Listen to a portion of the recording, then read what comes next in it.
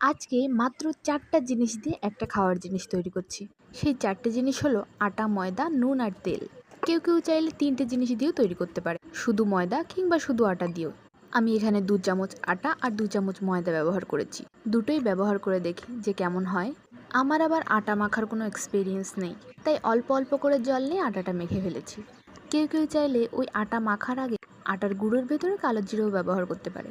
আমি আবার কালো জিরে খুব বেশি একটা পছন্দ করি না, তাই ওটা বাদ দিয়ে রাখলাম। আর আসল কথা শুনবে, আমাদের বাড়িতে কালো জিরে নেই, ফুরিয়ে গেছে, তাই খাই না, ওটা একটা বাহানা। তো আটা মাখার পরে বেলা ঠেলা হয়ে গেছে, আর বেলার সময় কিন্তু কেউ মানচিত্রের দিকে চোখ দেবে না, ওটা একদম আমার পার্সোনাল কান্ট্রি। তো বেলার পরে ভাবলাম এরকম নর্মাল সাইজে তো সবাই করে, তো আমি একটু অন্যভাবেই করে দেখি। তাই রুটিটা একটু ভাঁজ করে নিয়েছি। ভাঁজ করার পরে তারপরে কেটে এরকম করে শেপ দিয়ে নিয়েছি। ভেবেছি ভাজার পরে হেব্বি সুন্দর দেখতে হবে, তাই সব থেকে ছোট কড়াইয়ে তেল নিয়ে নিয়েছি ভাজার জন্য। তেলটা গরম হওয়ার পর প্রথমে অল্প করে একদম ৩টে-৪টের মতো ছেড়ে দিয়ে ভেজে দেখলাম যে হচ্ছে কি না।